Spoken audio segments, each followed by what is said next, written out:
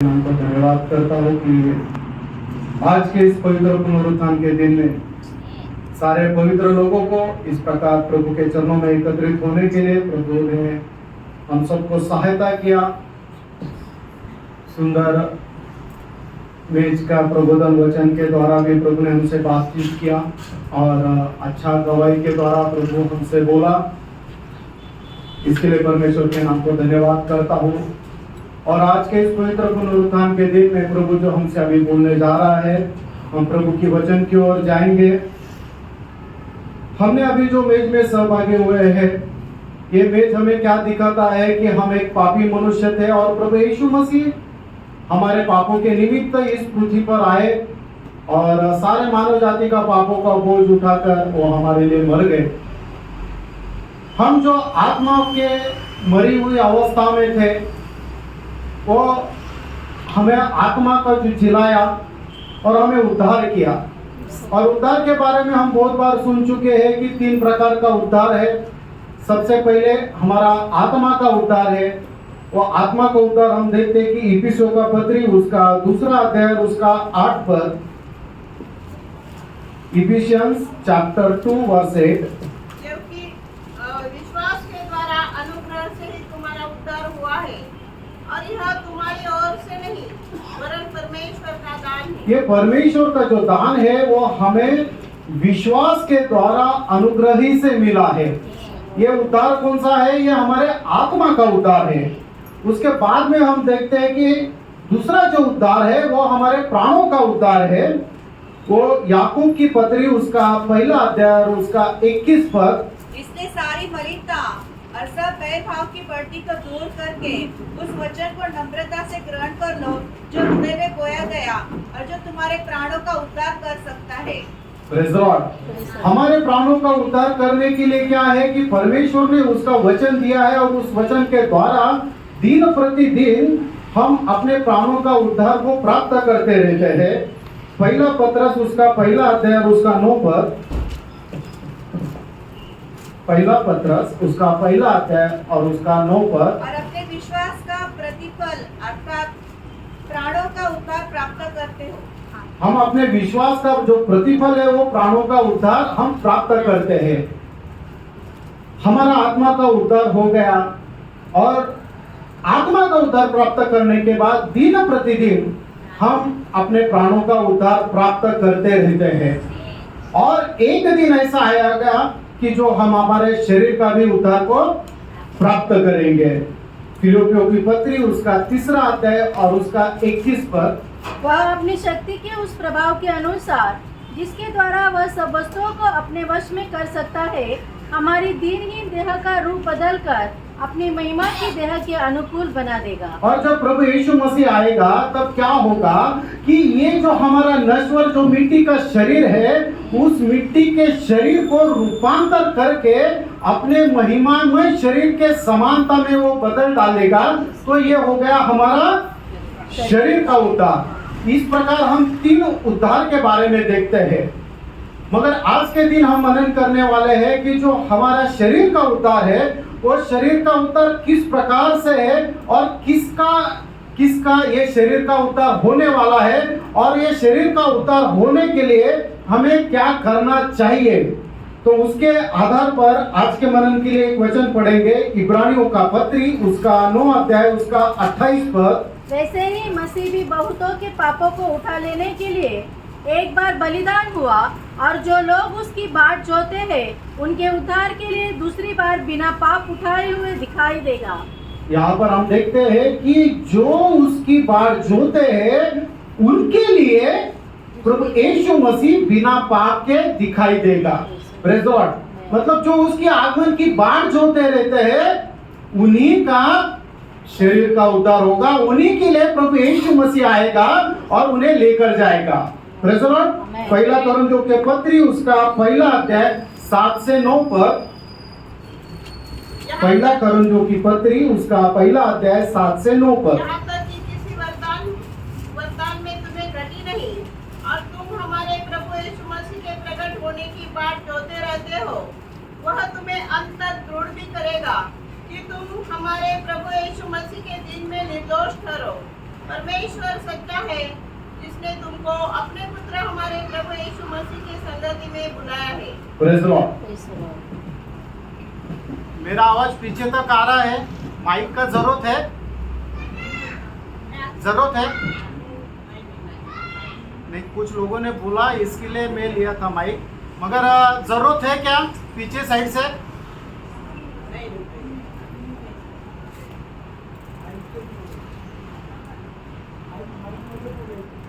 Mic चाहिए?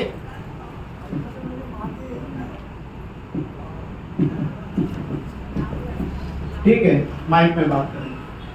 Praise the Lord. यहाँ पर हम देखते हैं कि जो लोग, ये दोनों वचन में हमने देखा, जैसे कोरिन्थियों की पत्री उसका पहला अध्याय और उसके 7 पद में, और इब्रानियों की पत्री उसका 9 अध्याय उसके 28 पद के मध्य में हम देखा कि जो लोग प्रभु यीशु मसीह के आगमन की बाट जोते हैं, उनको लेने के लिए प्रभु यीशु मसीह आएगा। Praise the Lord. वो इब्रानियों की पत्री 9 अध्याय 28 पद फिर से एक बार पढ़े। वैसे ही मसीह भी बहुतों के पापों को उठा लेने के लिए एक बार बलिदान हुआ, और जो लोग उसकी बाट जोते हैं उनके उद्धार के लिए दूसरी बार बिना पाप उठाए हुए दिखाई देगा। और जो लोग उसकी बाट जोते हैं, प्रभु यीशु मसीह के आगमन की जो बाट जोते हैं, उनके उद्धार के निमित्त वो फिर से एक बार बिना पाप के दिखाई देगा। Praise the Lord. आज यहाँ पर हम हर एक व्यक्ति को इंडिविजुअली परखना है। आज के दिन या अभी तक मैं सचमुच में प्रभु यीशु मसीह आएगा इसकी बाट जो रहे हैं क्या? कि प्रभु यीशु मसीह तू जल्दी आ, या प्रभु यीशु मसीह तू आएगा मैं तैयार हूं। सचमुच में हमको खुद को परखना है। ये मन से गवाही या अपने आत्मा से गवाही अपने को मिलता है क्या कि मैं प्रभु यीशु मसीह आपकी बाट जो रहा हूं? क्योंकि हम अगर किसी की बाट जोते हैं तो कितना तैयारी के साथ बाट जोते हैं। अगर हमें कहीं जाना है, ट्रेन की बाट जोते हैं, प्लेन की बाट जोते हैं, या कोई बहुत बड़ा गेस्ट आने वाला है हमारे घर में, जब उसकी आने की बाट जोते हैं तो किस प्रकार की तैयारी के साथ बाट जोते हैं। और हमारा मन हमें ये गवाही देता है ना कि मैं प्रभु की बाट जो रहा हूं या नहीं जो रहा हूं। हम अपने मन को धोखा ना दे, अपने आप को धोखा ना दे। हमारा मन हमें गवाही देता है कि सचमुच में प्रभु यीशु मसीह के आगमन की बाट में जो रहा हूं या नहीं। अगर आज आपका मन आपको यह गवाही दे रहा है कि नहीं, मैं बाट नहीं जो रहा हूं, मैं तो प्रेयर में आता हूं, संगति में आता हूं, प्रार्थना करता हूं, वचन भी सुनाता हूं, वचन भी सुनता हूं, मगर प्रभु यीशु मसीह के आगमन की बाट में नहीं जो रहा हूं, अगर ये आपका मन आपको गवाही देता है तो प्रभु आज के दिन आपसे कहता है कि यह वचन आपके लिए है। यह वचन प्रभु का वचन है। पवित्र आत्मा आप सबसे बात करेगा और आपको बताएगा कि उसकी बात किस प्रकार से जोनी चाहिए, उसके लिए क्या तैयारी चाहिए। केवल 4 पॉइंट यहाँ पे मैं बताऊंगा, मगर मुझे विश्वास है कि प्रभु हम सबसे बात करेगा, बोलने वाला मुझसे भी बात करेगा। Praise the Lord. सबसे पहले हमें चाहिए कि उसकी एक तैयारी रहनी चाहिए।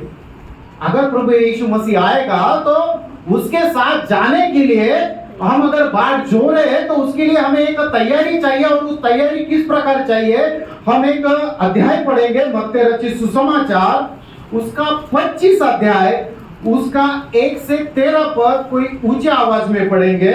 मत्ती रचित सुसमाचार उसका 25 अध्याय 1 से 13 पद। तब स्वर्ग का राज उन 10 कुंवारियों के समान होगा जो अपनी मशालें लेकर दूल्हे से भेंट करने को निकली। उनमें 5 मूर्ख और 5 समझदार थी। मूर्खों ने अपनी मशालें तो ली, परंतु अपने साथ तेल नहीं लिया। परंतु समझदारों ने अपनी मशालों के साथ अपनी कुपियों में तेल भी भर लिया। जब दूल्हे के आने में देर हुई तो वे सब ऊँघने लगी और सो गई। आधी रात को धूम मची, देखो दूल्हा आ रहा है, उसे भेंट करने के लिए चलो। तब वे सब कुंवारियां उठकर अपनी मशालें ठीक करने लगी। और मूर्खों ने समझदारों से कहा, अपने तेल में से कुछ हमें भी दो, जबकि हमारी मशालें बुझ जा रही है। परंतु समझदारों ने उत्तर दिया, कदाचित यह हमारे और तुम्हारे लिए पूरा न हो। भला तो यह है कि तुम बेचने वालों के पास जाकर अपने लिए मोल ले लो। जब वे मोल लेने को जा रही थी तो दूल्हा आ पहुंचा और जो तैयार थी वे उसके साथ विवाह के घर में चली गई और द्वार बंद किया गया। इसके बाद वे दूसरी कुंवारियां भी आकर कहने लगी, हे स्वामी, हमारे लिए खोल दे। उसने उत्तर दिया, मैं तुमसे सच कहता हूँ, मैं तुम्हें नहीं जानता। इसलिए जागते रहो, क्योंकि तुम न उस दिन को जानते हो और न उस घड़ी को। Praise God. ये बहुत ही सुपरिचित वचन है जो हम इसके पहले भी बहुत बार मनन कर चुके हैं और बहुत ही विश्वासियों को जाना पहचाना एक वचन है। और इस वचन के द्वारा हम देखते हैं कि 5 जो कुमारी मूर्ख थी और 5 जो थी वो होशियार थी, और जो होशियार थी वही प्रभु के साथ थी, मगर कैसे गई? वो तैयार थी। और किस प्रकार की तैयारी थी हम देखते हैं कि उसका 10 पद फिर से एक बार पढ़ेंगे। जब वे मोल लेने को जा रही थी तो दूल्हा आ पहुंचा और जो तैयार थी वे उसके साथ विवाह के घर में चली गई। और जो तैयार थी वो उसके साथ विवाह के घर में चली गई। Praise the Lord. हम देखते हैं कि प्रकटीकरण की पुस्तक उसका 19 अध्याय और उसका 7 पद। आओ हम आनंदित और मगन हो और उसकी स्तुति करें, क्योंकि मेमने का विवाह आ पहुंचा है और उसकी दुल्हन ने अपने आप को तैयार कर लिया है। और यहाँ पर हम देखते हैं कि जो दुल्हन है उसने अपने आप को तैयार किया है। उसने किस प्रकार से अपने आप को तैयार किया है? बहुत ही अच्छा प्रकार से श्रृंगार किया है, अच्छे वस्त्र उसने परिधान किए हैं, ताकि जब उसका दूल्हा आए तो उससे वो प्रसन्न हो जाए और उसका स्वीकार करके उसको अपने साथ ले जाए।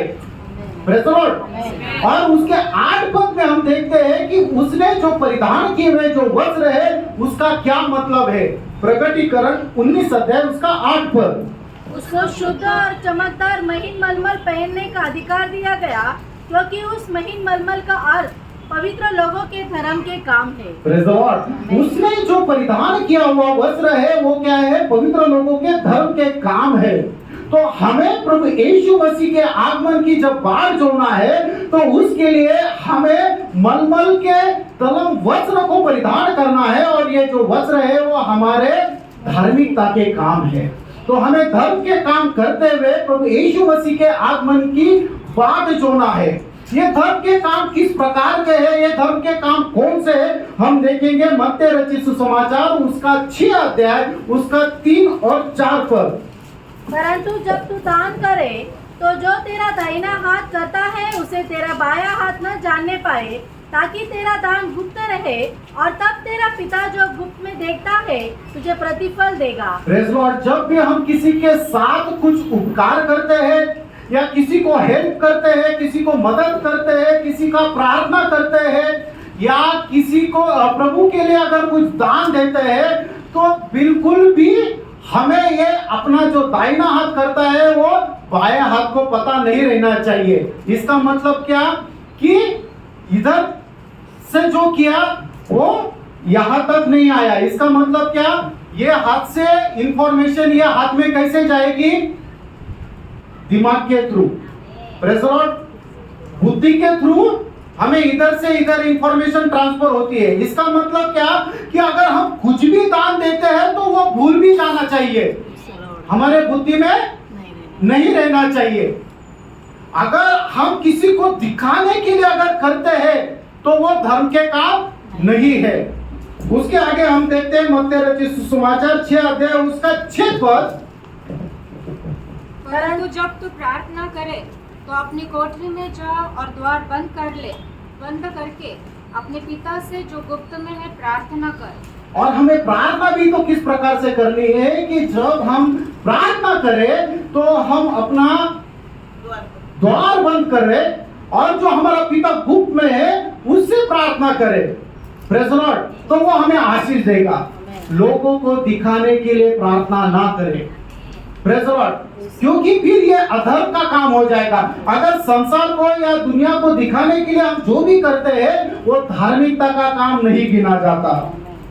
हम उसका 17 पद देखेंगे, सॉरी 14 पद, मत्ती रचित सुसमाचार 6 अध्याय उसका 14 पद। इसलिए यदि तुम मनुष्य के अपराध क्षमा करोगे तो तुम्हारा स्वर्गीय पिता भी तुम्हें क्षमा करेगा। Praise the Lord.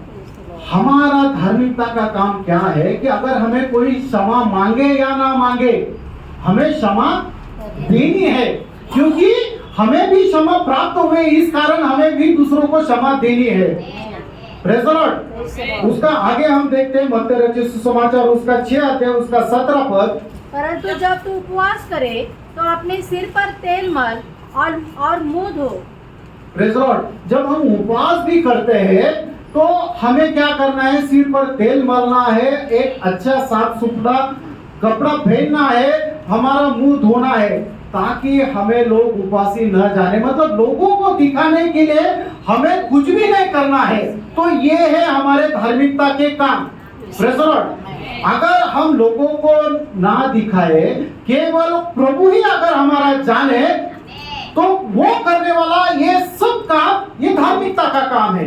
यहाँ पर मैंने केवल 4 ही पॉइंट मिले, ऐसे बहुत सारे पॉइंट्स है कि जो हमें धार्मिकता के काम हो सकते हैं, मगर कब कि वो काम केवल प्रभु ही जाने। Praise the Lord. फिर अधार्मिकता के काम क्या है ये भी जानना जरूरी है। Praise the Lord. हम देखते हैं कि 5 जो मूर्ख कुमारी थी उनके जो काम थे किस प्रकार के थे हम देखते हैं। दूसरा कोरिन्थियों उसका 11 अध्याय 12 से 15। दूसरा कोरिन्थियों की पत्री उसका 11 अध्याय 12 से 15। परंतु जो मैं करता हूँ वही करता रहूंगा कि जो लोग दाव ढूंढते हैं उन्हें मैं दाव पाने न दूं, ताकि जिस बात में वे घमंड करते हैं उसमें वे हमारे ही समान ठहरे। क्योंकि ऐसे लोग झूठे प्रेरित और छल से काम करने वाले और मसीह के प्रेरितों का रूप धरने वाले हैं। यह कुछ अचंभे की बात नहीं, क्योंकि शैतान आप भी ज्योतिर्मय स्वर्गदूत का रूप धारण करता है। इसलिए यदि उसके सेवक भी धर्म के सेवकों का सा रूप धरे तो कोई बड़ी बात नहीं, परंतु उनका अंत उनके कामों के अनुसार होगा। यहाँ पर हम देखते हैं कि 10 कुमारियां थी, 10 की 10 पूरी रीति से तैयार की थी। अगर हमको हमारे सामने वो 10 कुमारी आई तो शायद हम भी नहीं पहचान पाएंगे कि उसमें होशियार कौन 5 है और मूर्ख कौन 5 है, क्योंकि एक ही जैसा पहराव है, एक ही कलर की उन्हें साड़ी पहनी है, एक ही तरह का सब श्रृंगार है, एक ही तरह की सब मशाले हैं, उनकी मशाले भी जल रही है। तो हम बिल्कुल भी नहीं पहचान पाएंगे कि इसमें से 5 जो कुमारी है वो मूर्ख कौन है और होशियार कौन है। मगर यहाँ पे प्रभु का वचन ऐसा कहता है कि उनके कामों के द्वारा आप उन्हें पहचान जाओगे, क्योंकि शैतान भी क्या करता है, आप ही स्वर्गमय स्वर्गदूतों का रूप धारण करता है। Praise the Lord. तो हम भी उसको पहचान नहीं पाते। मगर यहाँ पर शुरू में कहा गया है कि जो घमंड करता है वो घमंड के द्वारा उसके जो काम है हम परख सकते हैं कि वो जो काम है वो धार्मिकता के नहीं, वो अधर्म के काम है। Praise the Lord. हम देखेंगे मत्ती रचित सुसमाचार उसका 6वां अध्याय उसका 1 पद। सावधान रहो, तुम मनुष्यों को दिखाने के लिए अपने धर्म के काम न करो, नहीं तो अपने स्वर्गीय पिता से कुछ भी फल न पाओगे। बहुत से बार हम जो भी काम करते हैं तो हमारे मन में इच्छा क्या रहती है? Praise the Lord. क्या रहती है? हाँ, जो मैं अच्छा कर रहा हूं वो दूसरों ने जानना चाहिए, और जो बुरा काम करते हैं उसके बारे में हमारी इच्छा क्या रहती है? वो कोई नहीं जानना चाहिए। Praise the Lord. अगर इस प्रकार की इच्छा अगर रहती है तो ये हमारा काम धर्म का काम नहीं है। Praise the Lord. हम वो आगे देखते हैं मत्ती रचित सुसमाचार उसका 6 अध्याय 5 और 7 पद। जब तू प्रार्थना करे तो कपटियों के समान न हो, क्योंकि लोगों को दिखाने के लिए आराधनालय में और सड़कों के मोड़ों पर खड़े होकर प्रार्थना करना उनको अच्छा लगता है। मैं तुमसे सच कहता हूँ कि वे अपना प्रतिफल पा चुके। परंतु जब तू प्रार्थना करे, प्रेज़ लॉर्ड, यहाँ पर ये जो कहा गया है, जो प्रार्थना के बारे में और दान के बारे में, ये किसके बारे में कहा गया है? प्रभु यीशु मसीह किसके बारे में बोल रहा है? शास्त्री और फरीसी लोगों, वहां के जो सबसे बड़े शास्त्री और फरीसी लोग हैं उनके बारे में कह रहा है। और उन्हें कहा है कि है कपटी शास्त्री और फरीसी, क्योंकि वो क्या करते थे कि जब कोई भी कुछ दान देते थे तो वो दान देने के पहले अपने आगे एक ढोल बजाते थे। ढोल बजाकर वो दान देते थे कि मैं इतना दान दे रहा हूं। हम देखते हैं कि वो जो विधवा ने दान दिया था वो कितना 2 आना या 2 दिनार ऐसा कुछ, 2 दमड़ी था, मतलब 2 पैसा हम बोल सकते हैं। और उसने इतना चुपके से डाला, प्रेज़ द लॉर्ड। मगर जो बड़े बड़े लोग आए थे उन्होंने बड़ा बड़ा दान डाला और उनका यही इच्छा था कि लोग जान पाए कि मैंने कितना डाला। और ये शास्त्री और फरीसी क्या करते थे कि जब प्रार्थना करते थे तो आराधनालय में खड़े होकर जोर जोर से चिल्ला के ऊंची आवाज में और बहुत ही लंबी लंबी प्रार्थना करते थे ताकि लोग जान पाए कि यह वो धर्मी पुरुष है। दूसरा, जब वो घर से निकलते थे, वो घर से निकलने का उनका समय इस प्रकार से रहता था कि एक ठीक नियुक्त समय पे, ताकि वो पहुंचे कि जब वो बाजार में हो, कि जैसे कि अगर समझो सुबह का 10 बजे का टाइम है, उस सुबह के 10 बजे के टाइम में शास्त्री फरीसी जहां कहीं भी है वहां उन्होंने प्रार्थना करना चाहिए।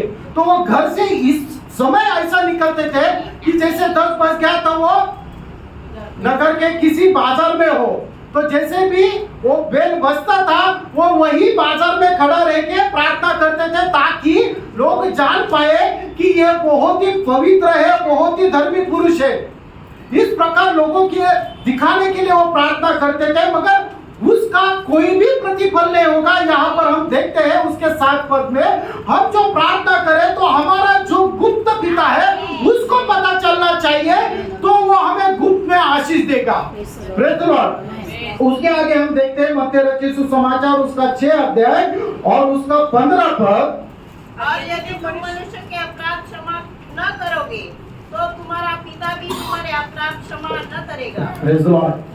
हमारे धर्म के काम यही है कि हमें दूसरों के पापों की क्षमा करनी चाहिए, दूसरों के अधर्म की क्षमा करनी चाहिए। अगर हमारे विरुद्ध में अगर कोई कुछ बात बोले, हमारे विरुद्ध में कोई कुछ काम करे तो हमें उसे क्षमा देनी चाहिए। अगर हम क्षमा नहीं देते तो हमारा ये जो काम है ये अधर्म का काम है।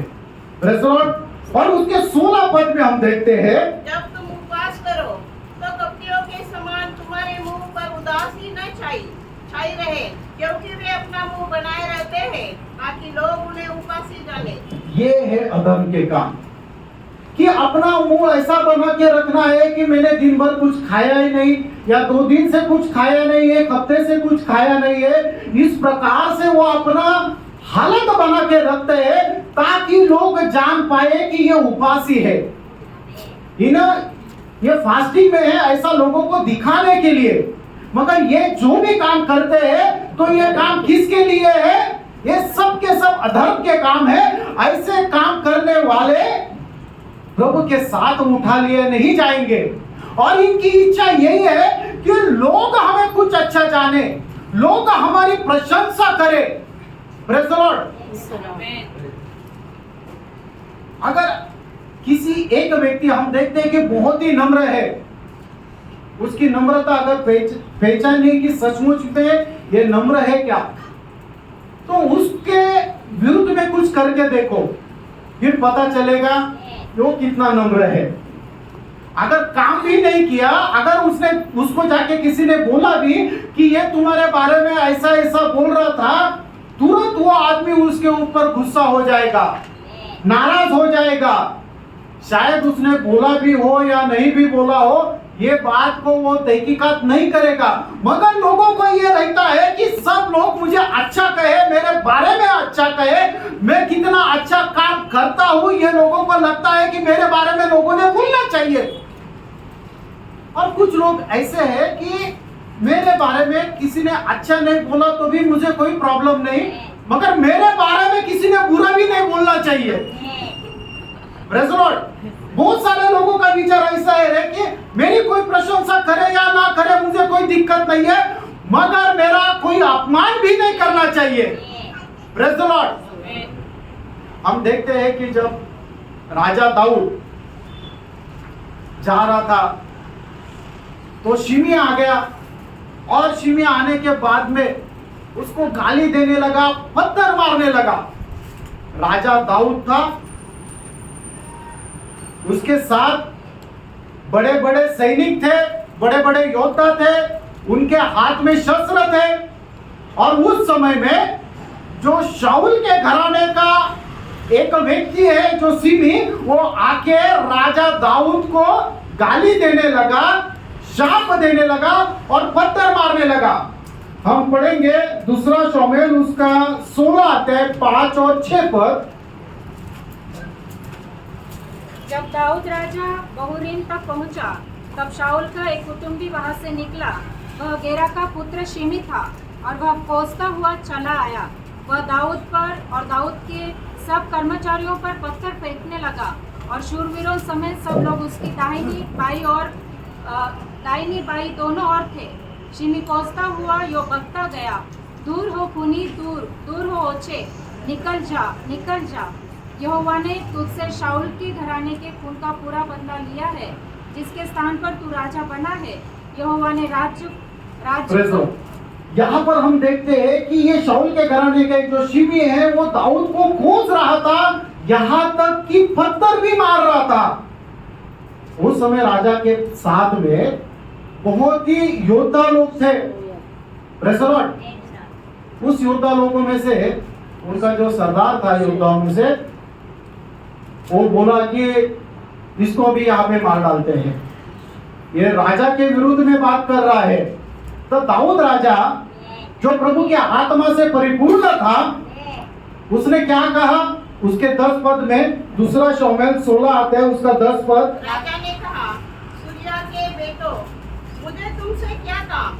वह जो कोसता है और यहोवा ने जो उसे कहा है कि दाऊद को शाप दे, तो उससे कौन पूछ सकता है कि तूने ऐसा क्यों किया? Praise the Lord.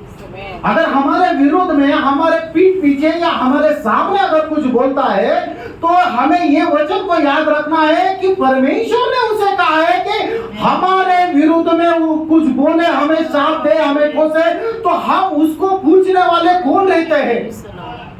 इस प्रकार का मन हमें रहना चाहिए। वो तो दाऊद तो जो राजा था उसको शाप दे रहा था, यहाँ तक उसको पत्थर मार रहा था। हमें तो किसी ने पत्थर नहीं मारा, हमें तो किसी ने शाप नहीं दिया, मगर जब हमारा भाई या हमारा बहन हमारे विरोध में कुछ कहता है या हमको केवल पता ही चलता है कि उसने कुछ कहा, तुरंत ही हम डिप्रेस हो जाते हैं, तुरंत ही हम रोने लगते हैं, तुरंत ही हम वहां पे मन में उसको शाप देने लगते हैं, तुरंत ही हमें उसे दोष देने लगते हैं कि वो कितना बुरा है और मैं कितना अच्छा हूं। मगर दाऊद ने ऐसा कुछ भी नहीं कहा।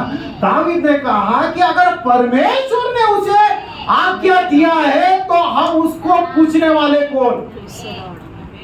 एक ऐसा ही प्रसंग प्रभु यीशु मसीह के सामने भी आया। जब प्रभु यीशु मसीह को पकड़ाया गया तो प्रभु यीशु मसीह पर बहुत ही आरोप लगाए जा रहे थे, और प्रभु यीशु मसीह को जब आरोप लगाए जा रहे थे तो पिलात कहता है कि तू कुछ बोल, तुझे पता है कि मैं तुझे छुड़ा सकता हूँ, तुझे मुक्त कर सकता हूँ, मुझे वो अधिकार है, तू अपने मुंह से बोल। तो प्रभु यीशु मसीह उसे कहता है, यूहन्ना रचित सुसमाचार उसका 19 अध्याय उसका 11 पद। यीशु ने उत्तर दिया, यदि तुझे ऊपर से न दिया जाता तो तेरा मुझ पर कुछ अधिकार न होता। Praise the Lord। आज से हमें ये बात को तय करना है कि अगर हमारे विरुद्ध में कोई कुछ अगर बोलता है, कोई कुछ अगर काम करता है, हमारे विरोध में अगर कुछ करता है या तो पत्थर भी मारता है, तो उस समय हमें एक ही देखना है कि यह अधिकार उसको ऊपर से दिया गया है, इस कारण वो हमारे विरुद्ध में काम करता है। इस कारण वो समय के लिए, वो काम के लिए हमें परमेश्वर को धन्यवाद देना है। तो ये होगा हमारा धर्म का काम। आमीन, आमीन, आमीन। कितना लोग सहमत है इस बात से? आमीन। Praise Lord. अगर ये धर्म के काम है तो ये हम अपने आप को वो 5 कुमारी के नहीं तैयार कर पाएंगे।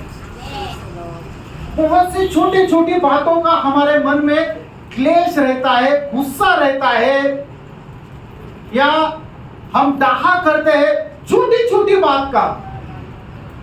अगर छोटी छोटी बात का हमें अगर गुस्सा आता है, डाहा आता है, तो सचमुच में हम परमेश्वर की संतान है क्या? अगर मेरे भाई के विरोध में मेरे मन में अगर कड़वी डाह है या गुस्सा है, तो क्या सचमुच पवित्र आत्मा हमें काम करता है क्या? हम पढ़ेंगे याकूब उसका 3 अध्याय उसका 13 से 15 पद। तुम्हें ज्ञानवान और समझदार कौन है? जो ऐसा हो वह अपने कामों को अच्छे चाल चलन से उस नम्रता सहित प्रकट करे जो ज्ञान से उत्पन्न होती है। पर यदि तुम अपने अपने मन में कड़वी डाह और विरोध रखते हो, तो सत्य के विरोध में घमंड न करना और न तो झूठ बोलना। यह ज्ञान वह नहीं जो ऊपर से उतरता है, वरन सांसारिक और शारीरिक और शैतानी है। यहाँ पर हम देखते हैं कि उसके 15 वचन में कहा है कि ये ज्ञान वो नहीं है कि जो ऊपर से आता है, और उसके 14 पद में कहा है कि अगर तुम्हारे मन में कड़वी डाहा है तो सत्य के विषय में घमंड ना करना। Praise Lord. तो आज से हमें यह परख कर देखना है कि अगर मेरे मन में कभी भी किसी के विरोध में कड़वी डाहा निकलती है, तो यह ज्ञान वो नहीं है जो ऊपर से आता है। अगर मेरे मन में किसी के विरोध में गुस्सा आता है, तो यह ज्ञान वो नहीं है जो ऊपर से आता है। अगर मेरे मन में किसी के बारे में प्रेम के अलावा अगर कुछ भी है, तो यह ज्ञान वो नहीं है जो ऊपर से आता है। आमीन, आमीन। तो ऊपर से आने वाला ज्ञान क्या है? हम उसके आगे के वचन में पढ़ेंगे। क्योंकि जहाँ डाह और विरोध होता है, वहाँ बखेड़ा और हर प्रकार के दुष्कर्म होता है।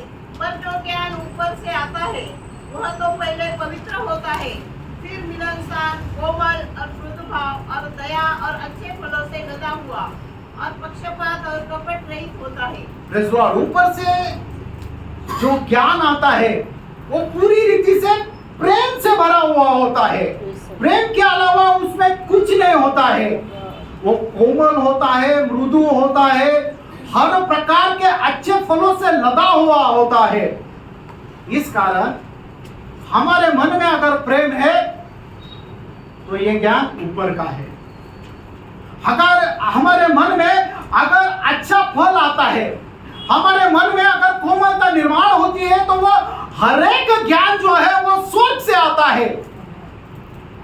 मगर जब कभी भी अगर कड़वी डाह है, अगर झगड़े का स्वभाव निर्माण होता है या किसी के ऊपर गुस्सा होता है, तो यह ज्ञान वो नहीं है जो स्वर्ग से आता है।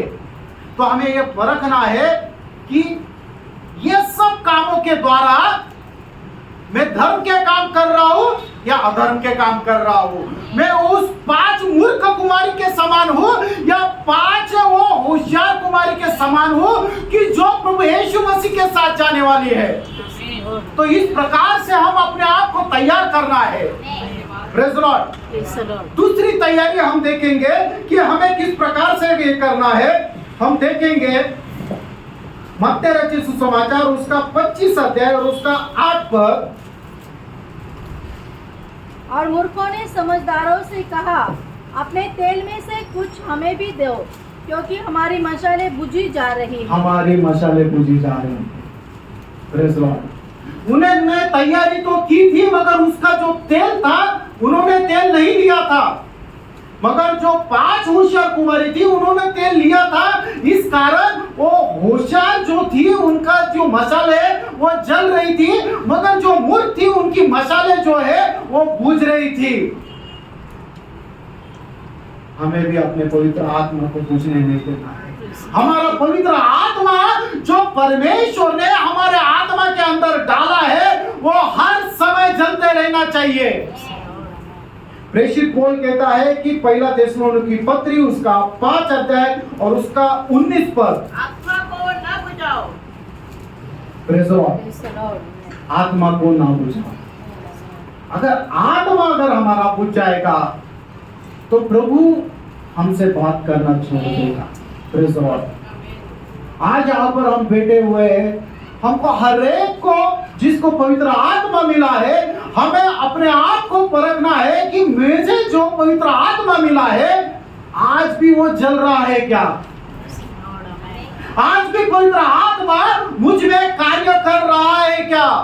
आज भी परमेश्वर मुझे हर एक उसके पवित्र राह पर उसके आत्मा के द्वारा अगुवाई करके चला रहा है क्या? अगर नहीं तो हमारा आत्मा बुझने की अवस्था में है या तो बुझ भी गया है। हम देखेंगे एक ऐसे व्यक्ति के बारे में जिसको तो आत्मा मिला था, मगर उसके कुछ कार्य के वजह से वो आत्मा शोकित हो गया, दुखित हो गया और उससे चला भी गया। पहला शमूएल उसका 15 अध्याय उसका 18 पद, और यहोवा ने तुझे एक विशेष कार्य करने को भेजा और कहा, जाकर उन पापी अमालेकियों का सत्यानाश कर, और जब तक वे मिट न जाए तब तक उनसे लड़ता रहो। यहाँ पर हम देखते हैं कि परमेश्वर ने जो इस्राएल का पहला राजा शाऊल था, उस पहले राजा शाऊल को यह आज्ञा दी थी कि जाकर उस अमालियों को पूरी रीति से मार डालना। जो गाय बैल उनके जो भी प्राणी थे, यहाँ तक सबके सब मनुष्यों को मार डालना। ये क्यों कहा था? क्योंकि इस्राएल लोग जब उसके जंगल की यात्रा में थे, मरुभूमि में चल रहे थे, जो दुर्बल लोग पीछे थे उनके ऊपर अमालेकियों ने हमला किया था। परमेश्वर ने यह याद रखा और जब समय आया तब शाऊल के द्वारा परमेश्वर ने यह आज्ञा दी, शमूएल के द्वारा शाऊल को यह आज्ञा दी गई थी, जाके उनका सत्यानाश कर। तब राजा शाऊल ने क्या किया हम उसके 15 पद में देखते हैं। पहला शमूएल 15 अध्याय 15 पद, शाऊल ने कहा, वे तो अमालेकियों के यहाँ से आए हैं, अर्थात प्रजा के लोगों ने अच्छी अच्छी भेड़ बकरियां और गाय बैलों को तेरे परमेश्वर यहोवा के लिए बलि करने को छोड़ दिया है, और बाकी सब तो हमने सत्यानाश कर दिया है। हाँ, राजा शाऊल ने क्या किया कि जो भी उनमें से अच्छा था उसको रख छोड़ा। Praise the Lord. और वहां रखा। तब जब शमूएल उसके पास गया और शमूएल ने जब पूछा, तब राजा शाऊल शमूएल को कहता है कि परमेश्वर की आज्ञा के अनुसार मैंने सबको मार दिया। तब शमूएल जाके उससे पूछता है कि ये तो मुझे किस चीज का आवाज सुनाई दे रहा है। तब राजा ने कहा कि जो योद्धा लोग थे उन योद्धा लोगों ने क्या किया, उनमें से जो अच्छे गाय बैल भेड़ बकरियां थी वो तेरे परमेश्वर को होमार्पण करने के लिए उन्होंने रखा है। अब वो क्या कहता है कि तेरा परमेश्वर, वो ये नहीं कहता हमारा परमेश्वर या मेरा परमेश्वर। शमूएल को कहता है कि तेरा परमेश्वर को बलिदान करने के लिए उसमें से कुछ रख छोड़ा है। Praise the Lord. इस प्रकार हम देखते हैं कि परमेश्वर ने दिया हुआ शाऊल को जो आज्ञा है वो आज्ञा का उसने पूरी रीति से पालन नहीं किया। उसने पालन किया ऐसा नहीं है, उसको कहने के लिए है कि हाँ मैंने उनको मार दिया, मगर 1%, 1%, 0.5% उतना उसने रख छोड़ा ताकि वो परमेश्वर के लिए अर्पण कर सके। Praise the Lord। हम देखते हैं आगे पहला शमूएल उसका 15 अध्याय उसका 11 पद। मैं शाऊल को राजा बना के पछताता हूँ, क्योंकि उसने मेरे पीछे चलना छोड़ दिया और मेरी आज्ञाओं का पालन नहीं किया। Praise the Lord। शाऊल ने ये जो किया उसके बारे में परमेश्वर दुखित हुआ और परमेश्वर कहता है कि मैं उसको राजा बनाना से पछताता हूँ। मगर शाऊल ने क्या किया? शाऊल बोलता है कि ये परमेश्वर को होम अर्पण करने के लिए मैंने रथ छोड़ा है। उसका 15 अध्याय उसका 22 और 23 पद पढ़िए। शमूएल ने कहा, क्या यहोवा होम बलियों और मेल बलियों से उतना प्रसन्न होता है जितना कि अपनी बात के माने जाने से प्रसन्न होता है? सुन, मानना तो बलि चढ़ाने से और कान लगाना मेढ़ों के चर्बी से उत्तम है। देख, बलवा करना और भावी कहने वालों से पूछना एक ही समान पाप है, और हट करना मूर्तों और द्रोह देवता की पूजा के तुल्य है। तूने जो यहोवा की बात को तुच्छ जाना, इसलिए उसने तुझे राजा होने के लिए तुच्छ जाना है। यहाँ पर हम देखते हैं कि शाऊल ने क्या किया कि परमेश्वर की जो आज्ञा है उस आज्ञा को उसने तुच्छ जाना।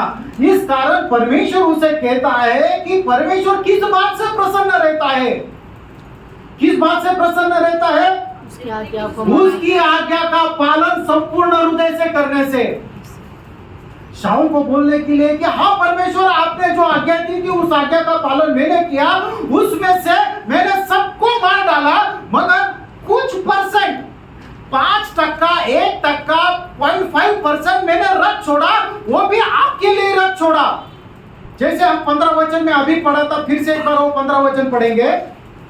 शाऊल ने शाऊल कहा, ने कहा, वे तो अमालेकियों के यहाँ से आए हैं, अर्थात प्रजा के लोगों ने अच्छी अच्छी भेड़ बकरियों और गाय बैलों को तेरे परमेश्वर यहोवा के लिए बलि करने को छोड़ दिया है, और बाकी सबका तो हमने सत्यानाश कर दिया है।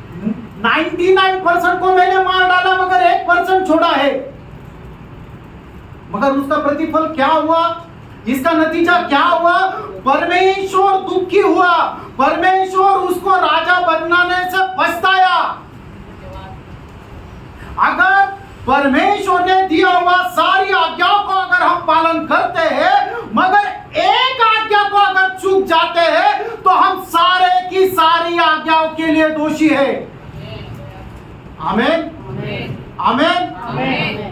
याकूब उसका 2 अध्याय उसका 10 पद। क्योंकि जो कोई सारी व्यवस्था का पालन करता है परंतु एक ही बात में चूक जाए, तो वह सब बातों में दोषी ठहर चुका है। और जो कोई सारी आज्ञाओं का पालन करता है मगर एक बात में चूक जाता है, वो सारी बातों के लिए दोषी ठहरता है।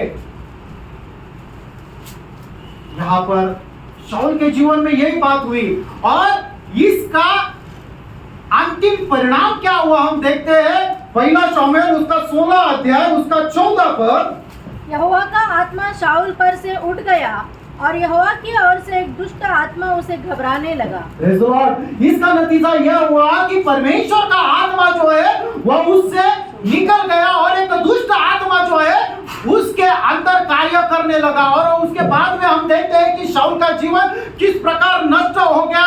उसने किस प्रकार भूत प्रेत विद्या करने वाले को बुलाया, किस प्रकार वो आराधनालय में गया और वहां पर वो जाके खुद वो आराधना करने लगा। इस प्रकार से शाऊल का जीवन है पूरी रीति से नष्ट हो गया। उसकी शुरुआत कहां से थी कि उसने परमेश्वर की आज्ञा को 100% पालन नहीं किया, मगर 99% पालन किया। परमेश्वर का आत्मा उससे निकल गया। हमें भी देखना है, हमें भी अपने आप को यह परखना है कि अभी भी परमेश्वर का आत्मा मुझे चलाता है क्या?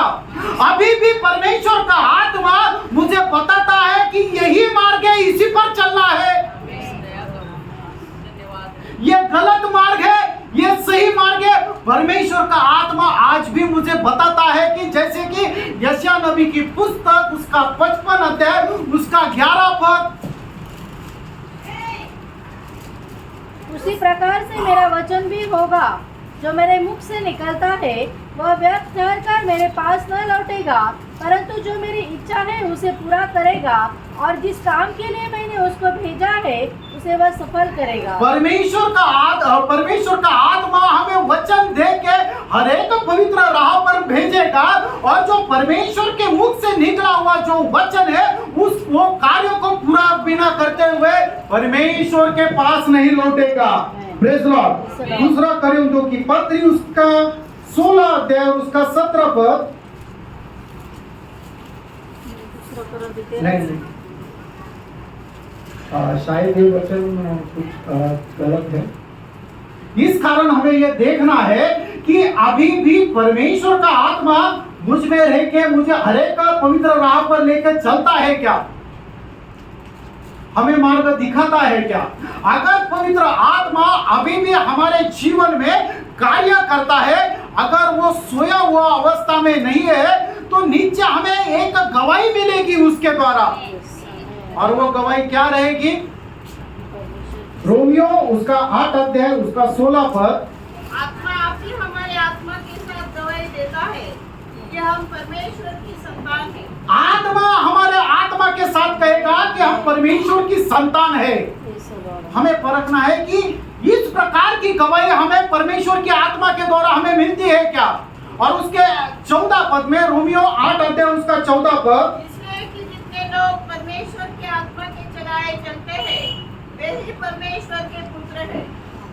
जितने वो आत्मा के द्वारा चलाए चलते हैं वही परमेश्वर के पुत्र है। और 16 पद में कहा है कि जो परमेश्वर के पुत्र है उनको ये गवाही मिलती है आत्मा के द्वारा कि वो परमेश्वर के पुत्र है। इस कारण हमें परखना है कि पवित्र आत्मा आज भी हमें कार्य करता है क्या, या पवित्र आत्मा बुझ गया है। जिस प्रकार वो 5 मूर्ख कुमारियों की मशालें बुझ गई थी, उनका आत्मा जो है उनसे निकल गया था, ऐसा ही आत्मा हम में से बुझ गया है क्या, आत्मा निकल गया है क्या। अभी भी हम विश्वासु दिखाई देते हैं।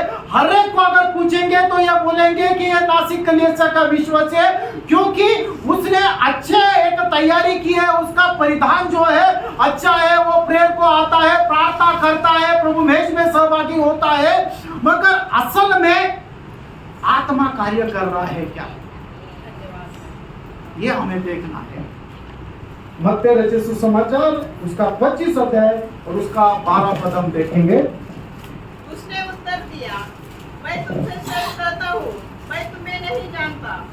यहाँ पर जब दूल्हा आया और जो तैयार थी उनको लेके गए, जैसे हम 10 पद में, तब वो बाकी की जो मूर्ख कुमारी थी वो भी आ गए, मगर दरवाजा बंद कर हो गया, और उन्होंने कहा कि हे प्रभु हमारे लिए दरवाजा खोला। तब दूल्हे ने कहा कि मैं तुमसे सच सच कहता हूँ, मैं तुम्हें नहीं जानता। ऐसी एक बात जो प्रभु यीशु मसीह ने पहाड़ी उपदेश में कही थी, याद आया? मत्ती रचित सुसमाचार उसका 7 अध्याय उसका 21 और 23 पद, 21 से 23 पद। जो मुझसे हे प्रभु कहता है, उनमें से हर एक स्वर्ग के राज में प्रवेश न करेगा, परंतु वही जो मेरे स्वर्गीय पिता की इच्छा पर चलता है। उस दिन बहुत से लोग मुझसे कहेंगे, हे प्रभु क्या हमने तेरे नाम से भविष्यवाणी नहीं की, और तेरे नाम से दुष्ट आत्मा को नहीं निकाला, और तेरे नाम से बहुत से आश्चर्य कर्म नहीं किए। तब मैं उनसे खुलकर कह दूंगा, मैंने तुमको कभी नहीं जाना, हे कुकर्म करने वालों, मेरे पास से चले जाओ। यहाँ पर प्रभु यीशु मसीह कहता है कि जो मुझे हे प्रभु कहता है वो स्वर्ग के राज्य में नहीं जाएगा। तब वो लोग आके कहेंगे कि हे प्रभु तुम्हारे नाम से मैंने ये किया वो किया, आश्चर्य कर्म किए, लोगों को चंगा किया, आपके नाम से मैंने बहुत लोगों को हेल्प किया, बहुत सारे काम प्रभु यीशु मसीह के नाम से किए। उस समय उन लोगों को प्रभु यीशु मसीह कहता है कि मैं तुमसे सच सच कहता हूँ, मैं तुम्हें नहीं जानता। जिस प्रकार वो 5 मूर्ख कुमारी को प्रभु ने कहा कि मैं तुम्हें नहीं जानता, उसी प्रकार जो व्यक्ति अपने आप में रह के जो काम करेगा, जो व्यक्ति बिना आत्मा की अगुवाई लिए जो कुछ भी काम करेगा, वो काम प्रभु का नहीं रहेगा, और उससे प्रभु कहेगा मैं तुम्हें नहीं जानता। Praise the Lord. इस कारण हमें देखना है कि हमारा आत्मा आज भी कार्य कर रहा है क्या, वो जल रहा है या वो चमक रहा है क्या, या बुझ रहा है। आत्मा की वाणी आज भी हमें सुनाई दे रही है क्या। हर एक कार्य जब हम करते हैं, आत्मा हमें कहता है कि ये गलत है, या आत्मा हमें कहता है कि ये तुम्हें करना चाहिए। अगर आत्मा हमें कहता है कि ये करना चाहिए और अगर हम नहीं करते तो क्या होगा, आत्मा हमसे निकल जाएगा, जैसे शाऊल के जीवन में होगा। इस कारण पवित्र आत्मा हमें जो जो बातें करने के लिए कहता है वो काम हमें करना है। और अगर आत्मा हमें कुछ कहता ही नहीं है तो हमें ये जांचना है कि सचमुच में पवित्र आत्मा आज भी मुझ में कार्य कर रहा है क्या। नहीं तो बहुत ही गहरा पश्चाताप के साथ प्रभु के उपस्थिति में बैठना है। Praise the Lord.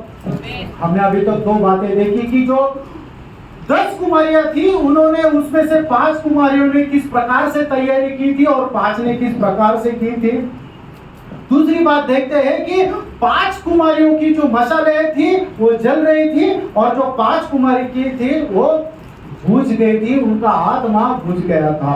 तीसरी बात हम देखते हैं उसका 4 पद, मत्ती रचित सुसमाचार उसका 25 अध्याय उसका 4 पद। परंतु समझदारों ने अपनी मशालों के साथ अपनी टोपियों में तेल भी लिया। और जो समझदार थी उनको पता था कि मुझे अंधेरे में चलना है और जब मुझे दूल्हा आएगा तो मुझे रोशनी की जरूरत है, ये बात उनको पता थी।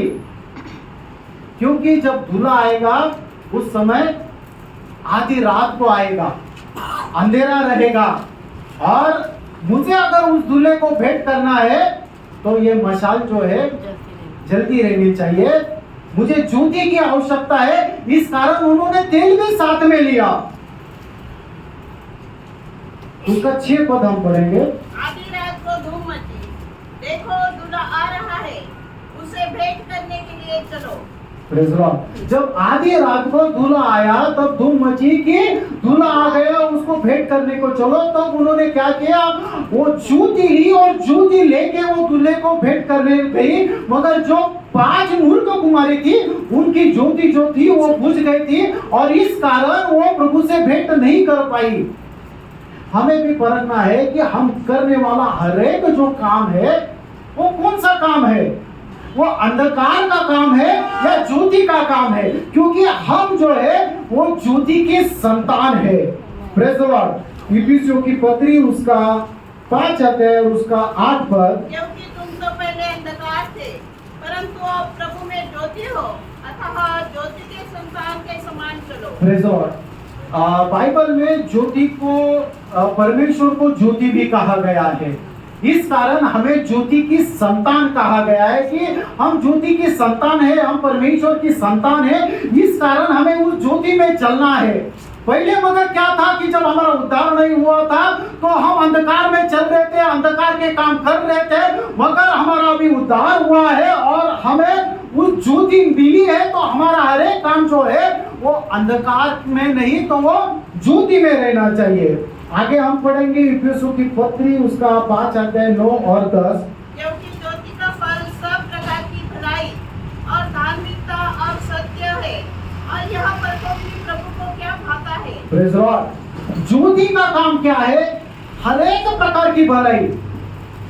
हमें ये देखना है कि हम करने वाला काम जो है ये भलाई का है क्या, ये धार्मिकता का है क्या और उसमें सत्य है क्या। ये 3 चीजों में अगर नहीं है तो वो अंधकार का काम है। और हमें यह देखना है कि मैं करने वाला काम ये प्रभु को भाता है क्या। वो 10 वचन फिर से एक बार पढ़े। इफिसियों 5 अध्याय 10 पद। और यह परखो कि प्रभु को क्या भाता है। प्रभु को परखो कि क्या भाता है।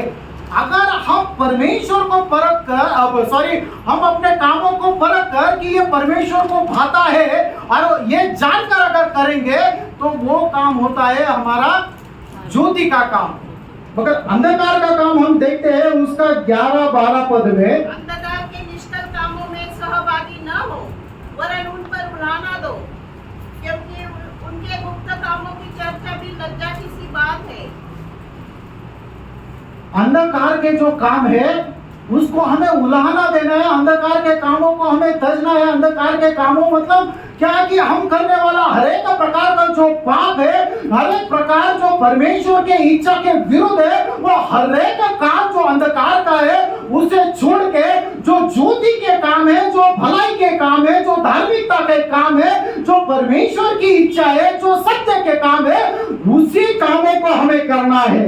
क्योंकि हम क्या है, इस जगत की ज्योति है। मत्ती रचित सुसमाचार उसका 5 अध्याय उसका 14 पद, तुम जगत की ज्योति हो, जो नगर पहाड़ पर बसा हुआ है वह छिप नहीं सकता। परमेश्वर ने हमें इस जगत में ज्योति करके रखा है, इस कारण हमें तो उस प्रकाश में चलना ही है, मगर वो हमारा जो ज्योति है वो दूसरों को भी देना है। मगर बहुत से बार क्या होता है कि दूसरों लोगों को हम ज्योति देते देते हम अपनी ज्योति बुझा डालते हैं और वो जो अंधकार है उस अंधकार में शामिल हो जाता है। मगर परमेश्वर का वचन कहता है कि विश्वासु और अविश्वासु इनका क्या मेल। जैसे कि अंधकार और ज्योति का क्या मेल, वैसे जो विश्वासु और अविश्वासु है उनका क्या मेल। अगर अविश्वासु के साथ असमान जूते में हम जूतेंगे तो हमारा करने वाला हर एक प्रकार का काम जो है वो अंधकार का काम रहेगा। और अगर हम विश्वासियों लोगों के साथ में मिलकर काम करेंगे तो करने वाला हर एक प्रकार का काम जो रहेगा वो ज्योति का काम होगा। हम पढ़ेंगे 2 कोरिन्थियों की पत्री उसका 6 अध्याय और उसका 14 पद। अविश्वासियों के साथ असमान जुए में न जुटो, क्योंकि धार्मिकता और अधर्म का क्या मेल जोल, या ज्योति और अंधकार की क्या संगति। Praise Lord. अंधकार और ज्योति का क्या संबंध है, उसी प्रकार तुलना करते हुए कहा है कि अविश्वासी और विश्वासु इसका क्या संबंध है, उनका क्या मेल हो सकता है। तो हमें परखना है कि हम करने वाले जो काम है वो विश्वासियों के साथ है, ज्योति के साथ है, अविश्वासियों के साथ है या अंधकार के साथ है। हम पढ़ेंगे रोमियो की पत्री उसका 13 अध्याय उसका 12 से 14 पद। रात बहुत बीत गई है और दिन निकलने पर है, इसलिए हम अंधकार के कामों को त्याग कर ज्योति के हथियार बांध ले। जैसा दिन को शोभा देता है वैसा ही हम सीधी चाल चले, न कि लीला क्रीड़ा और पियक्कड़पन में, न व्यभिचार में और लुचपन में, और न झगड़े और डाह में, वरन प्रभु यीशु मसीह को पहन लो और शरीर की अभिलाषाओं को पूरा करने का उपाय न करो। यहाँ पर विस्तार किया हुआ हर एक प्रकार का जो अंधकार का काम है हमें परख के देखना है कि इस प्रकार से अंधकार का काम हमें कुछ है क्या।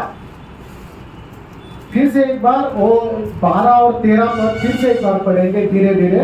रात बहुत बीत गई है और दिन निकलने पर है, इसलिए हम अंधकार के कामों को त्याग कर ज्योति के हथियार बांध ले। जैसा दिन को शोभा देता है वैसा ही हम सीधी चाल चले, न कि लीला क्रीड़ा और न पियक्कड़पन, न व्यभिचार और न लुचपन और न झगड़े और न डाहा। अगर हमें झगड़ा, डाहा, लूचपन, व्यभिचार, पियक्कड़पन इस प्रकार में से अगर कुछ भी है तो ये सब क्या है, अंधकार के काम है। और ये अंधकार के कामों को छोड़ के हम देखते हैं कि 14 पद में क्या बोला है, वरन प्रभु यीशु मसीह को पहन लो और शरीर की अभिलाषाओं को पूरा करने का उपाय न करो। हम प्रभु यीशु मसीह को पहन लेना है और जो हमारे शरीर की अभिलाषा है, जो अंधकार के काम है, उसे पूरे करने का यत्न नहीं करना है। Praise the Lord. तो हमें जो करने वाले काम है वो ज्योति के काम रहना चाहिए, तभी हम उस ज्योति में चलेंगे और जब हमारा दूल्हा आएगा तब हम उसे भेंट कर पाएंगे। Praise the Lord. 3 बातें अभी तक हमने देखी, अभी चौथी बात हम देखने जा रहे हैं। फिर से पढ़ेंगे हम इब्रानियों की पत्री उसका 9 अध्याय उसका 28 पद। वैसे ही मसीह भी बहुतों के पापों को उठा लेने के लिए एक बार बलिदान हुआ और जो लोग उसकी बाट जोते हैं उनके उद्धार के लिए दूसरी बार बिना पाप उठाए हुए दिखाई देगा। प्रेज़ लॉर्ड, यहाँ पर हम देखते हैं कि प्रभु यीशु मसीह सबसे पहले जो आया था वो बहुतों को पापों को उठा लेने के लिए आया था। उसके लिए बलिदान हुआ था, अपना पवित्र लहू के द्वारा हमारे पापों को प्रभु यीशु मसीह ने धोकर शुद्ध किया था। हम पढ़ेंगे इब्रानियों की पत्री उसका 9 अध्याय 26 पद। नहीं तो जगत की उत्पत्ति से लेकर उसको बार बार दुख उठाना पड़ता, पर अब युग के अंत में वह एक ही बार प्रकट हुआ ताकि अपने ही बलिदान के द्वारा पाप को दूर कर दे। और वो जगत के अंत में एक बार आया और हमारे लिए बलिदान हुआ ताकि उसको बार बार आने का जरूरत ना पड़े। पहला यूहन्ना उसका 3 अध्याय उसका 5 पद। तुम जानते हो कि वह इसलिए प्रकट हुआ कि पापों को हर ले जाए। हाँ, प्रभु यीशु मसीह पहले किसके लिए आया? हमारे पापों का हर लेने के लिए आया। मगर प्रभु यीशु मसीह का ये जो दूसरा आगमन है उसके बारे में हम देखते हैं कि उसके आखिरी पद में 28 वचन का आखिरी पद, इब्रानियों 9 अध्याय 28 वचन का आखिरी और पद। जो लोग उसकी बाट जोते हैं उनके लिए उनके उद्धार के लिए दूसरी बार बिना पाप उठाए हुए दिखाई देगा। और प्रभु यीशु मसीह जो दूसरी बार अभी आने वाला है अपनी कन्या को साथ लेने के लिए, कलीसिया को लेने के लिए, वो बिना पाप के दिखाई देगा। मतलब वो जो कलीसिया है वो भी पवित्र रहना चाहिए। हम देखते हैं कि पहला यूहन्ना उसका 3 अध्याय उसका 2 और 3 पद। हे प्रियो, अब हम पहला यूहन्ना 3 अध्याय 2 और 3 पद। हे प्रियो, अब हम परमेश्वर की संतान है और अभी तक यह प्रकट नहीं हुआ कि हम क्या कुछ होंगे। इतना जानते हैं कि जब वह प्रकट होगा तो हम उसके समान होंगे, क्योंकि उसको वैसा ही देखेंगे जैसा वह है। और जो कोई उस पर यह आशा रखता है वो अपने आप को वैसा ही पवित्र करता है जैसा वो पवित्र है। Praise Lord. प्रभु यीशु मसीह के आने के बाद हम क्या कुछ होंगे हमें पता नहीं, मगर हम ये जानते हैं कि हम उसे वैसा ही देखेंगे जैसा वो है। इस कारण जो कोई ये आशा रखता है वो अपने आप को वैसा ही पवित्र करेगा जैसा वो पवित्र है। Praise Lord. तो प्रभु यीशु मसीह जो अपने दुल्हन को लेके आने वाला है उसमें तैयारी के साथ एक महत्वपूर्ण बात है कि वो एक निर्दोष रहनी चाहिए, वो कलीसिया एक पवित्र रहनी चाहिए, उसने अपने आप को पवित्र करना चाहिए, क्योंकि पवित्रता के बिना कोई भी प्रभु को नहीं देख सकता। इब्रानियों की पत्री उसका 12 अध्याय उसका 14 पद। सबसे मेल मिलाप रखो और उस पवित्रता के खोजी हो जिसके बिना कोई प्रभु को कदापि न देखेगा। Praise Lord. बिना पवित्रता के हम प्रभु को बिल्कुल भी नहीं देख सकते। इस कारण हमें अपने आप को पवित्र करना है। Praise Lord. मगर हमें किस प्रकार अपने आप को पवित्र करना है? इफिसियों की पत्री उसका 5 अध्याय उसका 26 पद। कि उसको वचन के द्वारा जल के स्नान से शुद्ध करके पवित्र बनाए। प्रभु यीशु मसीह हमें पवित्र बनाता है। किस प्रकार? उसका वचन देकर, उसके वचन के द्वारा हमें धोकर शुद्ध करता है, ताकि हम में किसी प्रकार का कलंक, किसी प्रकार की झुर्री ना हो, तो हम किस प्रकार हो? निष्कलंक और निर्दोष हो। उसके 27 पद में हम देखेंगे। और उसे एक ऐसी तेजस्वी कलीसिया बनाकर अपने पास खड़ी करे जिसमें न कलंक, न झुर्री, न और कोई ऐसी वस्तु हो, वरन पवित्र और निर्दोष हो। Praise Lord. इस कारण हमें क्या करना है कि हमें जो परमेश्वर का वचन आता है, ये वचन मेरे लिए है और ये वचन हमसे बात करता है। और जब पवित्र आत्मा के द्वारा परमेश्वर का वचन हमसे बात करता है तो हमें सबसे पहले ये देखना है कि मेरे जीवन में ये वचन के संबंध क्या क्या गलती है, क्या क्या बात है जो मुझे काट डालनी चाहिए, जो छाट डालनी चाहिए, क्या क्या ये बात है कि मेरे जीवन में और उसे जोड़नी चाहिए। जब ये हम देखेंगे तो दिन प्रतिदिन हम रूपांतरित होते जाएंगे, शुद्ध होते जाएंगे और परमेश्वर उसके वचन के द्वारा हमें धोता रहेगा, शुद्ध करता रहेगा। एक बार हम धोए गए हैं जो परमेश्वर के रक्त के द्वारा। इब्रानियों की पत्री उसका 13 अध्याय उसके 12 पर। इसी कारण यीशु ने भी लोगों को अपने ही लहू के द्वारा पवित्र करने के लिए फाटक के बाहर दुख उठाया। Praise the Lord। एक बार क्या हुआ कि हमें आत्मा के द्वारा धोकर शुद्ध किया, उसके पवित्र लहू के द्वारा, मगर प्रभु अभी हमें जो पवित्र बनाता है उसके वचन के द्वारा, उसके आत्मा के द्वारा। Praise the Lord। जैसे कि हम देखते हैं कि यूहन्ना रचित सुसमाचार में भी अभी तुम जो वचन सुन रहे हो उसके द्वारा तुम शुद्ध हो गए हैं। आमीन। Praise the Lord। प्रकटीकरण के पुस्तक में ही पहले अध्याय में हम देखते हैं कि ये जो वचन जो सुनने वाला, सुनाने वाला और मानने वाला जो है वो धन्य है। Praise the Lord। तो ये वचन जो हम सुनते हैं उसके द्वारा हम पवित्र होते जाते रहते हैं। इस कारण हमें हर समय परमेश्वर की वाणी को सुनना है, उसे ग्रहण करना है, और जो पाप का कार्य है उसे हमें दूर करते रहना है। दूसरा कुरिन्थी उसका 7 अध्याय उसका पहला वचन। अतः हे प्रियो, जबकि ये प्रतिज्ञा हमें मिली है, तो आओ हम अपने आप को शरीर और आत्मा की सब मलिनता से शुद्ध करें और परमेश्वर का भय रखते हुए पवित्रता को सिद्ध करें। Praise the Lord। हमें ये जो प्रतिज्ञा मिली है तो हम सारे प्रकार की जो मलिनता के कार्य है उसे दूर करें। आगे क्या है आखिरी भाग में, और शरीर और आत्मा की मलिनता से शुद्ध करें और परमेश्वर का भय रखते हुए पवित्रता को सिद्ध करें। परमेश्वर का भय रखते हुए हम पवित्रता को सिद्ध करें। इसका मतलब क्या है कि हमें उस पवित्रता में बढ़ते बढ़ते उस पवित्रता में सिद्धताई को प्राप्त करना है। जैसे कि मत्ती रचित सुसमाचार उसका 5 अध्याय उसका 48 वचन, 48 वचन। इसलिए चाहिए कि तुम सिद्ध बनो जैसा तुम्हारा स्वर्गीय पिता सिद्ध है। जिस प्रकार हमारा स्वर्गीय पिता परिपूर्ण है उसी प्रकार हमें भी सिद्ध बनना है, परिपूर्ण बनना है। और यह परिपूर्णता हमें किस प्रकार से मिलती है? परमेश्वर के आत्मा के द्वारा। पहला कुरिन्थी उसका 6 अध्याय 9 से 11 पद। क्या तुम नहीं जानते कि अन्यायी लोग परमेश्वर के राज्य के वारिस न होंगे? धोखा न खाओ, न वेश्यागामी, न मूर्ति पूजक, न परस्त्रीगामी, न लुच्चे, न पुरुषगामी, न चोर, न लोभी, न पियक्कड़, न गाली देने वाले, न अंधेर करने वाले परमेश्वर के राज्य के वारिस होंगे।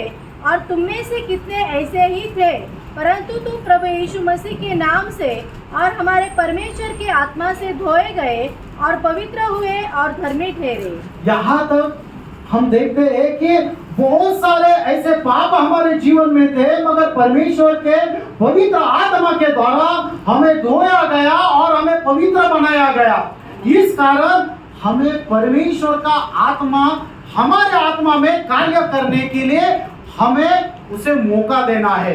अगर हम मौका ही नहीं देंगे परमेश्वर का वचन कार्य करने के लिए, पवित्र आत्मा को कार्य करने के लिए, तो वो आत्मा हमसे दुखी होके वो निकल जाएगा, वो कार्य नहीं करेगा। Praise the Lord. हमें ये जानना है कि आज भी पवित्र आत्मा हमें रह के कार्य करता है क्या? अगर कार्य करता है तो निश्चय हमारे प्राणों का उद्धार वो कर रहा है। हम शुरू में देख रहे थे कि 3 प्रकार के उद्धार है। एक तो हमारा आत्मा का उद्धार हो गया, हमारे प्राणों का उद्धार हो रहा है, और एक दिन ऐसा आएगा कि हमारे शरीर का भी उद्धार होगा। मगर शरीर का उद्धार कब होगा?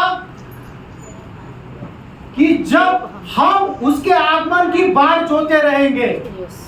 और उसके आगमन की बाट जोने के लिए हमें एक तैयारी रहनी चाहिए। और वो तैयारी कैसी है? 4 बातें देखी हमने कि सबसे पहले हमें धर्म के काम करने हैं। दूसरा, हमारा जो आत्मा है वो आत्मा को जलाए रखना है, उसे बुझने नहीं देना है। तीसरी बात हमने देखी कि हम ज्योति के काम करें या ज्योति के संतान के नाम नहीं काम करें, जो अंधकार के काम है, जो पाप के काम है, उसे दूर करें। और चौथी बात हमने देखी कि हम अपने आप को पवित्र करें, शुद्ध करें, और उस शुद्धता में, उस पवित्रता में यहाँ तक बढ़े कि जैसा हमारा स्वर्गीय पिता परिपूर्ण है प्रकार से परिपूर्ण हो। इस प्रकार से हम उसकी अगर बात जोएंगे तो निश्चय प्रभु यीशु मसीह के आगमन में उठा लिए जाएंगे। अभी सबसे महत्वपूर्ण बात हम देखेंगे कि प्रभु यीशु मसीह के आगमन में कौन उठा लिया जाएगा और कितने लोग उठा लिए जाएंगे। हम उद्धार पाए हैं, हम सोचते हैं कि प्रभु आएगा मैं जाऊंगा। अभी भी अगर मैं पूछूंगा कि प्रभु आएगा और मैं जाऊंगा, अगर जितने लोगों को यह विश्वास है वो प्रभु की स्तुति करे। आवाज ही नहीं आया, फिर से एक बार पूछता हूं। जिसको यह विश्वास है कि प्रभु आने के बाद मैं उसकी दुल्हन बनकर मेरे दूल्हे के साथ जाएगा, वो जोर से प्रभु की स्तुति करे। मतलब आधा ही आवाज आया, 50%। वो कुमारियों के समान ही है। 10 कुमारी थी, 5 रह गई, 5 चली गई। Praise the Lord। उसके 10 पद में हमने कहा कि जो तैयार थी वो उसके साथ चली गई। Praise the Lord। मतलब कितनी? 50%। समझते हैं ना? 10 में से 5 बोले तो कितना परसेंट? 50%, हाफ। लूक उसका 17 अध्याय उसका 34 पद। मैं तुमसे कहता हूँ, उस रात 2 मनुष्य एक खाट पर होंगे, एक ले लिया जाएगा और दूसरा छोड़ दिया। 2 मनुष्य एक अपने बिछौने पर सोए रहेंगे, 2 में से एक ही जाएगा, एक रह जाएगा। कितना परसेंट? 50%। उसका 35 पद। 2 स्त्रियां एक साथ चक्की पीसती होंगी, एक ले ली जाएगी और दूसरी छोड़ दी जाएगी। 2 जो स्त्रियां है वो दोनों भी उतार पाई हुई है, ऐसा उनका कहना है। मगर उनके काम जो है वो धर्म के, एक के धर्म के थे, एक के धर्म के नहीं थे। एक के अंदर आत्मा कार्य कर रहा था, एक के अंदर आत्मा कार्य नहीं कर रहा था। एक के काम ज्योति के थे, एक के काम अंधकार के थे। एक ने अपने आप को पवित्र किया था, एक ने अपने आप को पूरा रीति से पवित्र नहीं किया था। इस कारण जो 2 स्त्रियां थी उसमें से एक नहीं, एक रह गई। 50%। उसका 36 पद, लूक 17 अध्याय 36 पद। 2 जन खेत में होंगे, एक ले लिया जाएगा और दूसरा छोड़ा जाएगा। खेत में काम करने वाले कितने लोग थे? 2 लोग थे। उसमें से कितना गया? एक गया, एक रह गया। फिर 50%। मैं ये नहीं बोल रहा हूं कि प्रभु जब आएगा तो 50 लोग रहेंगे और 50% लोग जाएंगे, मगर यहाँ पर जो 4 रेफरेंस दिए हैं, इस 4 रेफरेंस में यही बात निकलती है कि जो अपने आप को विश्वासु कहते हैं, जो प्रभु के आगमन के लिए तैयार है ऐसे उनको लगता है, उसमें से 50% ही जाएगा। क्योंकि 50% जो अपने को लगता है विश्वासु है, मगर असल में वो विश्वासु नहीं है। इस कारण आज अपने आप को परखना है, ये कौन से टके में मैं आता हूं। ये 5 में आता हूं, जो सोया हुआ 1-2 है उसमें से उठा लिए जाना 1 में आता हूं, जो जूतने वाली औरत है जो उठा ली गई उसमें आता हूं, जो रह गई उसमें आता हूं, जो खेत में काम करने वाले 2 है उसमें से जो 1 उठा लिया उसमें मैं आता हूं, या रह जाने। बहुत ही रोकर, बहुत ही पश्चाताप के साथ हमें अपने आप को परखना है और पवित्र आत्मा से हमें यह गवाही प्राप्त करनी है कि आज मैं अगर उठा लिए जाने में से नहीं आ रहा हूं तो उसके लिए मुझे क्या करना है? पूरी रीति से मुझे पश्चाताप करना है, प्रभु के आत्मा में हो जाना है, अपने हर एक प्रकार के बुराई को धोकर शुद्ध करना है और पवित्र आत्मा से यह गवाही पाना है कि हाँ प्रभु तू आ, मैं तैयार हूं। और जिसको आज के तारीख में यह गवाही मिल रही है उसको भी रोना है। जिसको यह गवाही मिल रही है कि मैं जाऊंगा, मैं तैयार हूं, उसको भी रोना है। जिसको यह गवाही मिल रही है कि मैं नहीं जाऊंगा, उसको भी रोना है। उसको अपने पश्चाताप के लिए रोना है। और जिसको गवाही मिल रही है उसको मेरे बिछोनों में मेरे साथ सोया हुआ मेरे भाई के लिए रोना है, मेरे बीवी के लिए, मेरे पति के लिए, मेरे बच्चे के लिए रोना है। मगर रोना सबको है, उस तैयारी के लिए, अपने आप के लिए, अपने परिवार के लिए, अपने मित्र के लिए। हमें परखना है कि जो मेरी मशालें है वो जल रही है क्या। तेरी मशालें जलती रहे, कभी भी ना वो बुझ पाए। तेरा मसीह का नजर आए, जब भी देखे खुदा तुझ में चेहरा मसीह का नजर आए। पापों के नींद में ना सोना, पापों के नींद में ना सोना, दुनिया के भीड़ में न खोना। जाग जरा दुल्हन, दुल्हा यीशु आ रहा है। जाग जरा दुल्हन, दुल्हा यीशु आ रहा है। Praise the Lord। हमें परखना है कि मेरी मशालें जल रही है क्या। और जब भी प्रभु यीशु मसीह मेरा चेहरा देखे तो मेरे चेहरे में क्या नजर आना चाहिए? मसीह का चेहरा नजर आना चाहिए। Praise the Lord। क्योंकि प्रभु यीशु मसीह जो लेने के लिए आने वाला है वो प्रभु यीशु मसीह को ही लेने आने वाला है। क्योंकि कलीसिया क्या है? प्रभु यीशु मसीह का शरीर है। वो अपने शरीर को लेने आने वाला है। Praise the Lord. इन वचनों के द्वारा प्रभु आपको बहुत से आशीष दे। Praise the Lord.